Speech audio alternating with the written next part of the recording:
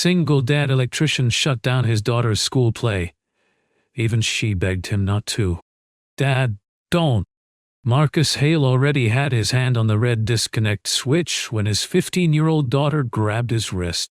Behind her, 23 students in costumes crowded the backstage hallway. The auditorium on the other side of the curtain was packed. Parents were taking their seats. Someone was testing a microphone. The school play was supposed to start in 11 minutes. And somewhere inside the wall beside Marcus, an electrical cable was getting hot enough to melt. "Move your hand, Ava." "No." Her eyes went straight to the switch. She understood exactly what he was about to do.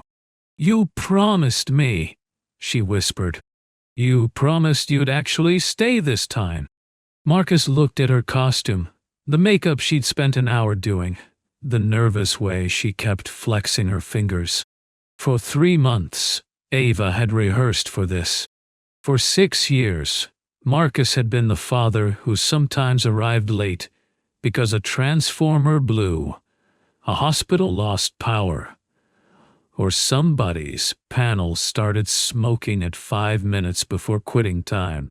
Tonight was supposed to be different. Front row. Phone off. No work. Just his daughter.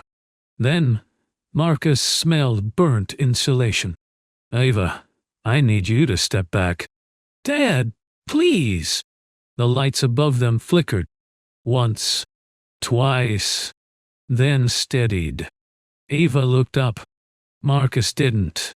His eyes were on the temporary power cable running behind the stage curtains. He had noticed it because electricians notice things other people walk past. A cable lying where it shouldn't. A breaker marked over with a different number. A faint discoloration around a connector. He had crouched down, touched the outer jacket with 2 fingers, and pulled his hand away. Not dirty. Not warm. Hot. Someone had increased the breaker feeding the stage lighting without upgrading the wiring, which meant the breaker that was supposed to protect the wire might no longer trip before the wire itself overheated. Marcus had seen what came after that. Smoke first if you were lucky. Fire second. Marcus? The drama teacher, Elena Alvarez, pushed through the students. "What's going on?" Marcus pointed toward the panel. "Who changed that breaker?" Elena stared at him. "What breaker?" "That one." "I don't know. You've been running rehearsals like this." Her expression changed. Ava squeezed his arm harder. "Dad." Marcus looked at Elena. "Turn everything off." Elena blinked. "Excuse me." "The stage, lights, sound, everything. We open in 10 minutes. "You're not opening in 10 minutes. A few students heard that. Whispers spread immediately. Elena lowered her voice. "Marcus, I appreciate that you know electrical work, but we had maintenance here yesterday. Then maintenance needs to come explain why somebody put a 60-amp breaker on wiring that was originally protected at 30. I don't know what that means. It means this room doesn't stay energized." Ava stepped between them. "Dad, stop." Marcus looked at his daughter. She had never looked at him like that before. Not angry exactly. Scared. Not of the wires. Of him. "I finally got the lead," she said. "Mom drove 4 hours to see this. Grandma's out there. Everybody's here. Please don't do this." Marcus swallowed. From somewhere in the auditorium, people began clapping because they thought the show was about to start. Ava heard it. So did Marcus. "Please," she said again. For 1 second, Marcus almost backed away. Then he remembered an apartment fire from 9 years earlier. A landlord had complained about breakers tripping. Someone replaced one with a larger breaker instead of fixing the actual problem. By the time Marcus arrived, flames were coming through the kitchen wall. Nobody died, but a 7-year-old boy spent 3 weeks in the hospital. Marcus never forgot the smell. He pulled the disconnect. The backstage lights died. So did the stage lights. The microphone squealed and went silent. For 3 seconds, nobody moved. Then the emergency lights came on. Ava stared at him. "What did you do?" Marcus reached for his phone. "I'm calling the fire department." "You ruined it." "Ava, you ruined everything." She turned and disappeared through the cluster of students. Marcus wanted to follow her. Instead, he made the call. Because being her father meant there were moments when protecting her was going to make her hate him. What Marcus didn't understand yet was that the dangerous wiring wasn't the only thing someone at the school had been hiding. And before the week was over, he would have to admit that part of what happened belonged to him too. The fire captain arrived 17 minutes later.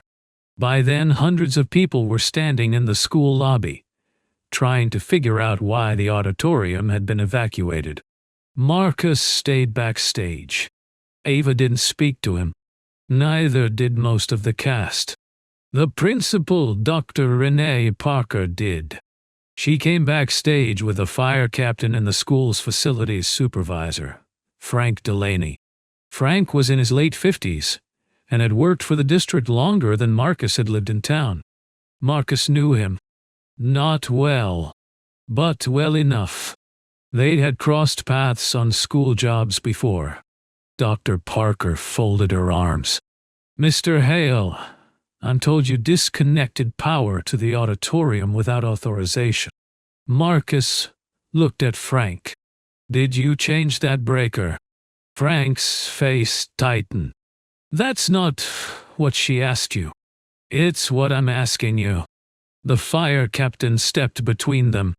"Everybody take it down a notch." Marcus pointed toward the panel. "That breaker was changed." Frank sighed. "We were having nuisance trips." Nuisance trips? The lights kept overloading the circuit. "So, you doubled the breaker?" "I corrected the issue." Marcus actually laughed. Not because anything was funny. "You stopped the warning. You didn't stop the overload." Dr. Parker stepped forward. "We are not doing this here." Marcus looked at her. "Then where would you like to discuss the wiring behind a stage full of kids?" That was the wrong sentence. Even Marcus knew it as soon as he said it. Parents were standing close enough to hear. Students too. Elena Alvarez was 10 feet away. Ava was beside her. And when Marcus turned, his daughter's face told him exactly what he had just done. He had turned her opening night into an emergency scene. The fire captain inspected the wiring. 10 minutes later, he told Dr. Parker the auditorium electrical system would remain off until a licensed inspection could be completed. The play was canceled. Not postponed. Canceled. At least for that night. People left angry. Some demanded refunds. Others complained that the school had endangered their children. By the time Marcus walked to his truck, somebody had already posted about it online. Ava was waiting beside the passenger door. Her mother had offered to take her home. Ava had refused. Marcus thought that meant something. It did. Just not what he hoped. They drove almost 6 miles without speaking. Finally, Ava said, "Were we really going to die?" Marcus glanced at her. "What? You kept saying it was dangerous. So were we about to die?" "I didn't say that. You acted like it. There was an electrical fault." "That isn't what I asked." Marcus tightened his hands on the steering wheel. "I couldn't know exactly what would happen. So maybe nothing. Maybe. Ava turned toward the window. Marcus continued. Or maybe insulation keeps heating until it burns. Maybe the curtain catches. Maybe smoke fills backstage before anybody understands what's happening. You always do that. Do what? Pick the worst possible thing and act like it's already happening. Marcus looked at her again. I'm an electrician, Ava. The worst possible thing is what people call me after they ignore the small thing. She shook her head. You don't get it. Then tell me. She turned on him. You weren't supposed to be an electrician tonight. That landed harder than Marcus expected. You were supposed to be my dad. I was being your dad. No, you were working. Ava, you always work. That is not fair. Really? Marcus stopped talking, because he had told himself the same thing for years. That missing dinner was work. Missing the parent meeting was work. Showing up during the last 3 innings was work. Watching her choir concert through a video somebody texted him was work. Necessary things. Responsible thing. Bills did not pay themselves. Divorce had not made 2 households cheaper. But Ava wasn't arguing about the bills. She was arguing about what it felt like to wait for someone who kept promising he was coming. You promised you'd sit in the front row, she said. Marcus's voice softened. I know. You didn't even make it to the front row. I smelled something burning. And then everybody looked at me like I did something wrong because my dad shut the whole building down. Marcus opened his mouth. Then stopped. Because that part was true. He had seen a hazard. He had acted. But he had also challenged the teacher in front of her students, argued with the principal where parents could hear, and made Ava stand in the middle of it. He could have protected those kids without making his daughter part of the confrontation. But Marcus had never been good at separating urgency from anger. I'm sorry you got caught in that. Ava stared at him. That's not an apology. Then she went upstairs. The next morning, the school district posted a statement. Marcus read it twice. Then a third time. The statement said the play had been suspended, out of an abundance of caution following concerns raised by a parent. A parent. Not an electrician. Not a dangerous breaker. Not overheated wiring. A concerned parent. It continued. An independent electrical review will determine whether the concerns presented an immediate safety issue. Marcus threw his phone onto the kitchen counter. Ava walked in carrying her backpack. Don't. Marcus looked at her. I didn't say anything. You're making the face. What face? The face where somebody is about to regret sending you an email. Despite himself, Marcus almost smiled. Ava didn't. Then her phone buzzed. She read something. Her shoulders dropped. What? Nothing. Ava. She held the phone against her chest. They moved rehearsal. That's good. It's not rehearsal. Marcus waited. They're meeting to decide if they're replacing me. He stared at her. Why would they replace you? Because some parents are saying I knew you were going to shut it down. You didn't. I know that. Then tell them. Dad. That's not how high school works. Marcus reached for his jacket. Ava immediately stepped in front of the door. No. I am going to the school. No, you're not. They're blaming you for something I did. And if you go there angry, it gets worse. I'm not angry. She gave him a look. Marcus exhaled. Okay. I'm angry. Exactly. Then she said something that stopped him. Let me handle one thing myself. Marcus looked at her. Ava adjusted the strap on her backpack. You keep saying you're protecting me. Sometimes it feels like you're just deciding everything before I get a chance. Then she left. Marcus stood alone in the kitchen. That afternoon, Elena Alvarez called him. He almost didn't answer. Then he remembered accusing her backstage. Mr. Hale, Marcus is fine. There was a pause. I think you and I need to talk. They met after school in an empty classroom because the auditorium was still locked. Elena put a folder on the desk between them.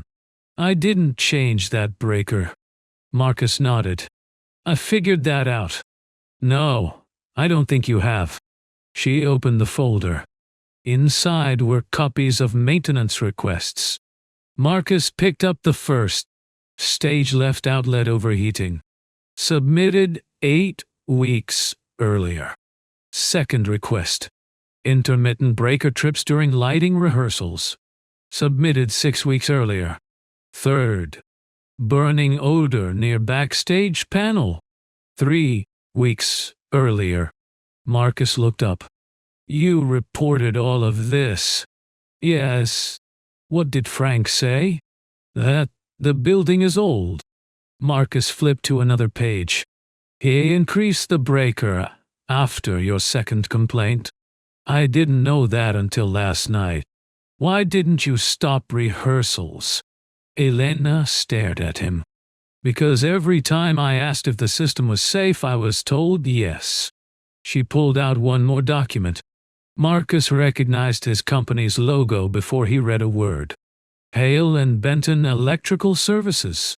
His stomach tightened. 6 months earlier, the district had hired his company for a limited electrical conditions survey. Marcus remembered the job. 3 schools in 4 days. Panels, emergency lighting, visible wiring, obvious deficiencies. It had not been a full code inspection, but his signature was on the final page.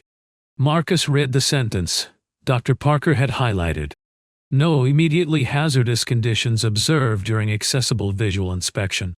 He closed his eyes.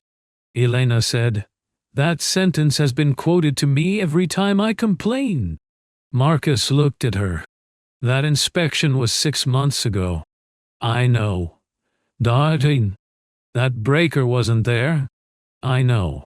This doesn't clear modifications made afterward. I know that too. Marcus stopped. Elena leaned back. But administrators hear the part they need. Marcus looked again at his signature. He remembered the day. Ava had been 13. Her mother had canceled a custody weekend without warning, and Marcus had needed to leave early to pick Ava up from volleyball. His partner, Dale Benton, told him to finish the paperwork in the truck. Marcus had completed the walk through faster than he should have. Not recklessly, but quickly. The stage panel had been closed, quiet and apparently normal. He had checked it off. What bothered him now wasn't that he had missed a breaker that wasn't there yet. It was the language. Too broad. Too easy to use as a promise he had never meant to make. I should have written the limitations more clearly. Elena nodded. Yes. Marcus looked at her. He expected anger. Instead she said, I should have canceled rehearsal after I smelled the burning. That surprised him. Why didn't you? Because I believed them when they said it had been handled. She looked toward the auditorium wall. And because 30 kids had spent 3 months building something, I didn't want to be the person who took it away. Marcus thought about Ava grabbing his wrist. Please, don't do this. Elena continued. You were right to shut the power off. Marcus said nothing. But you were wrong about me. He nodded. I know. And the way you did it scared those kids. I know. You embarrassed your daughter. Marcus looked down at the folder. I know that too. Elena watched him for a moment. Good. Marcus raised an eyebrow. That's all I get. What were you expecting? I don't know. Maybe forgiveness. You apologized? Not yet. Then no. For the first time since opening night, Marcus laughed. Just once. Elena almost smiled. Then she pushed another page toward him. This is what you actually need to see. It was a work order. Breaker replacement. Approved 11 days earlier. Marcus read the signature. Dr. Ray Parker. Below it was a note from Frank. Existing stage circuit tripping under theatrical load. Increase protection to maintain event operation pending future renovation. Marcus read it again. They knew. Elena shook her head. Frank knew what he changed. I don't know whether Dr. Parker understood the electrical consequence. That mattered. Marcus appreciated that Elena said it. It would have been easier to turn the principal into a villain. But a signature didn't prove technical understanding. What happens now? He asked. School board meeting tomorrow. And the play? They want to reopen Saturday. Marcus stared at her. How? Portable lighting equipment. From where? I don't know. You can't just start plugging theatrical lighting into random classroom circuits. I know that now. Marcus leaned back. There it was again. That instinct. Take over. Fix it. Tell everyone what to do. Then he remembered Ava at the front door. Let me handle one thing myself. Marcus closed the folder. What do you want? Elena seemed surprised by the question. I want my students to perform. That's not what I asked. She waited. What do you want me to do? Elena studied him. Come to the board meeting. Marcus nodded. And tell the truth. That night, Ava barely touched dinner. Marcus washed his plate, then sat across from her. I talked to Ms. Alvarez. Ava's eyes lifted. Did you yell at her again? No.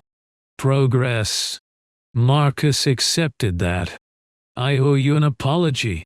Ava looked suspicious now. I was right to turn the power off. Her expression changed immediately. Marcus raised his hand. I'm not finished. She waited. I was right about the electrical problem. I was wrong about how I handled you. Ava looked down. I should have gotten you away from the stage first. I should have explained what I knew instead of barking orders. And I definitely shouldn't have started blaming people in front of everybody. She said nothing. Marcus continued. I turned a safety problem into your problem. Ava's eyes watered slightly, but she looked annoyed by that and blinked it away. I'm sorry. A long silence passed. Then she said, I knew. Marcus frowned. Knew what? That something was wrong. He stopped moving. Ava stared at the table. The lights kept shutting off during rehearsals, and one day, Kayla said she smelled plastic burning backstage. Marcus leaned forward. You knew that? Yes. Why didn't you tell me? She looked up. Because I knew exactly what you'd do. The answer hurt, because she was right. You should have told somebody. We did, Ms. Alvarez told maintenance. You should have told me. So you could shut it down?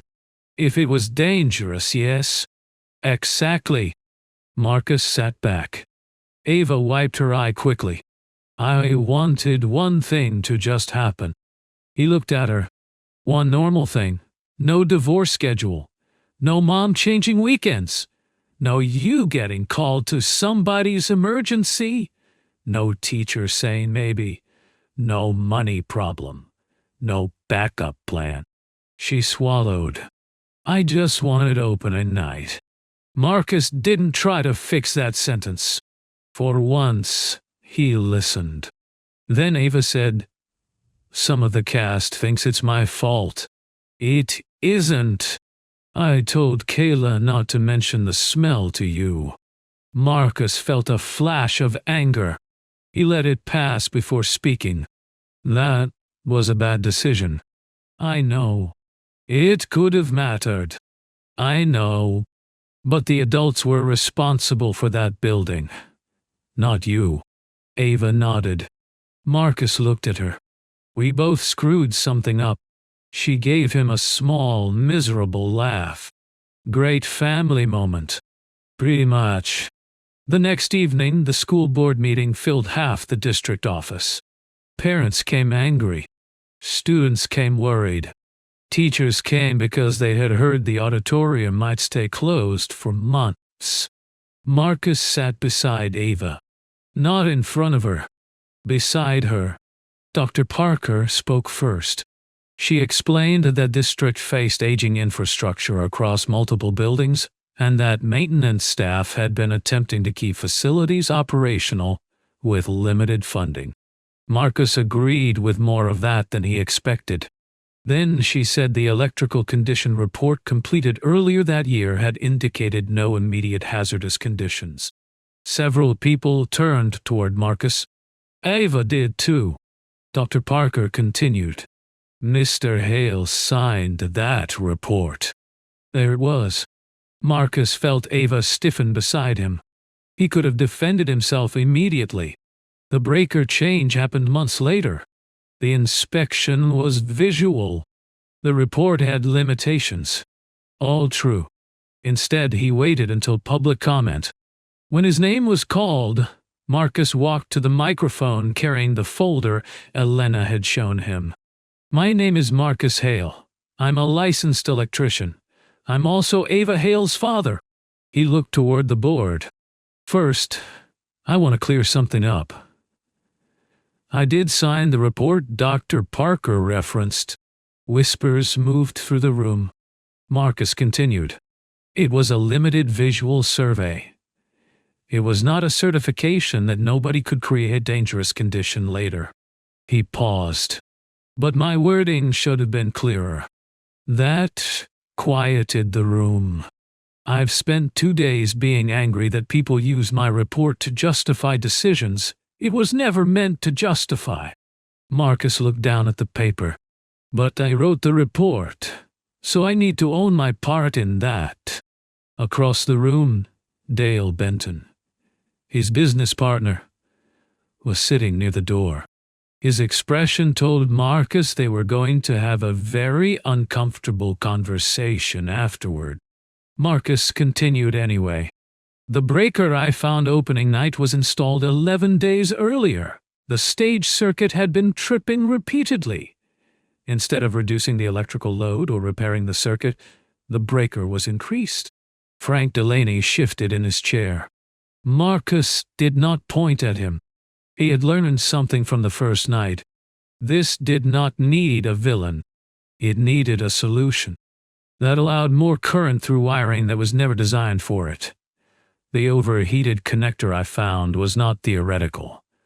It was physically damaged. One board member leaned forward. Mr. Hale, are you saying there would have been a fire? No. The answer surprised people. Marcus continued. I'm saying nobody in this room can honestly promise there wouldn't have been one. He glanced at Ava. That distinction matters. A board member asked, Can the auditorium be used Saturday? Marcus could feel Ava looking at him. This was the moment she had feared. He could say no. End it. Be safe. Be done. Instead, Marcus asked, Do you mean, can that electrical system safely support the original stage setup Saturday? Yes. No. Ava looked down.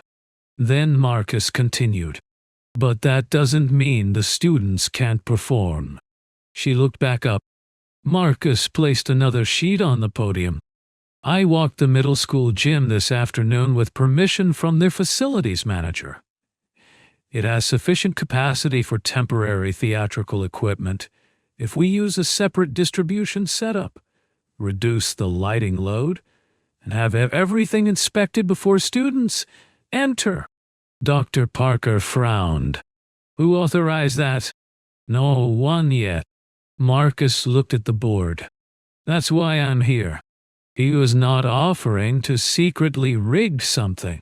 He was not asking people to trust him because he was somebody's dad. He had prepared a load plan, equipment requirements, inspection requirements, estimated labor, and a way to do it without using the damaged auditorium circuit at all. Elena Alvarez stood from the audience. "My students can adapt the staging," one of the board members asked. "In 2 days?" Elena shrugged. "They're teenagers doing theater. Adapting to disaster is approximately half the curriculum." A few people laughed. Even Ava. The board approved the temporary venue pending inspection. The damaged auditorium would stay closed until repairs were completed. Frank Delaney was placed on administrative leave while the breaker modification was reviewed. Dr. Parker was not fired. Marcus didn't think she should be. She had approved something she did not fully understand. That was serious, but it was different from deliberately trying to hurt anyone. Outside the meeting, Dale Benton caught Marcus near the parking lot. "You just told an entire school district our report was badly written." "It was.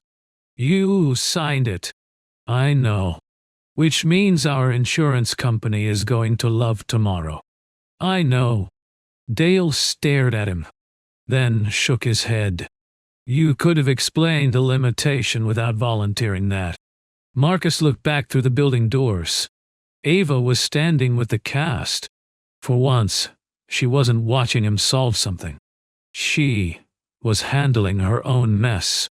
Talking, listening, apologizing to Kayla. Marcus said, "I've spent a lot of years telling my kid that doing the right thing matters when it costs you." Dale sighed. "You picked a very expensive week to test the theory." Marcus smiled. "Probably." Then Dale surprised him. "Send me the gym load plan." Marcus looked at him. "Why?" "Because if your math is wrong, I'd rather catch it before the inspector does." That was as close to forgiveness as Marcus expected that night. The next 2 days were chaos, but useful chaos. Sets were redesigned. Large lighting effects were removed. Students complained, then adjusted.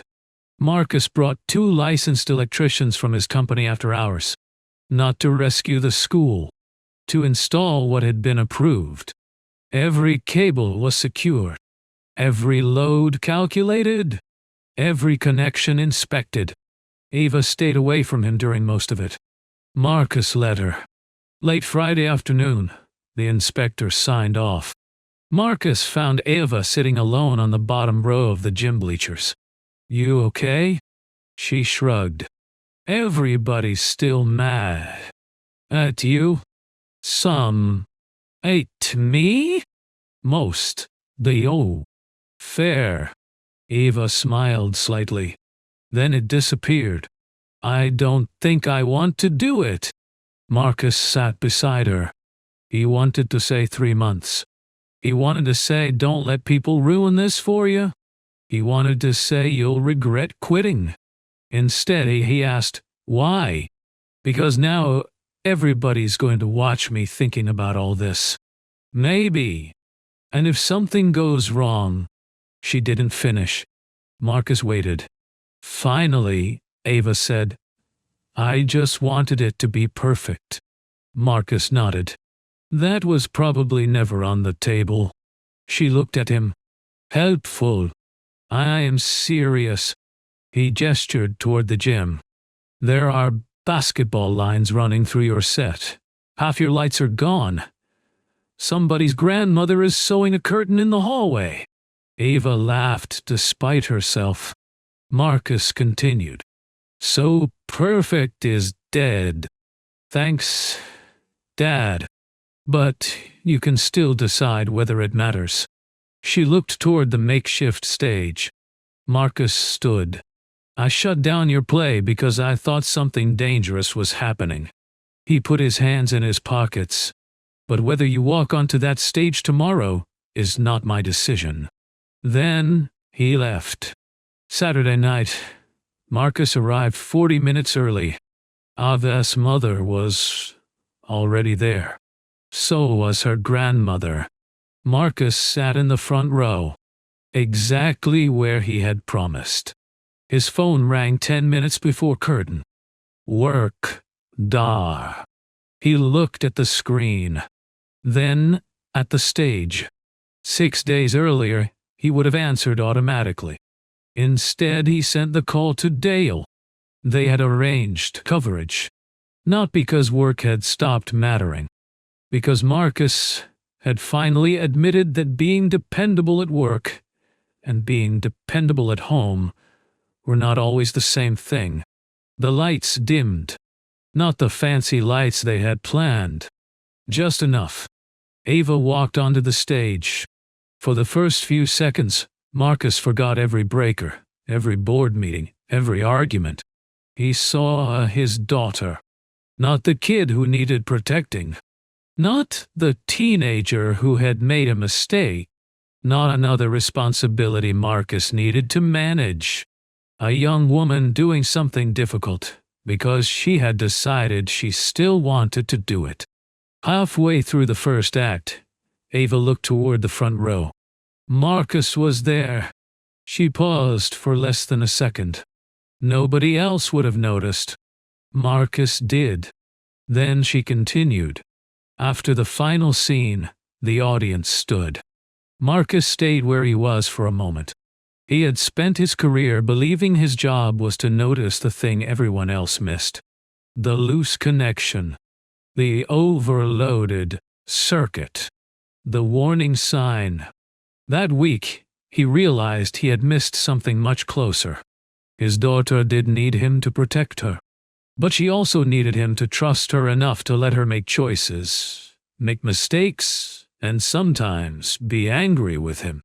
Ava found him after the performance, still wearing her costume, still flushed from the stage. Marcus smiled. You were good. She narrowed her eyes. Good. Very good. Better. She glanced at his phone. You didn't leave? No.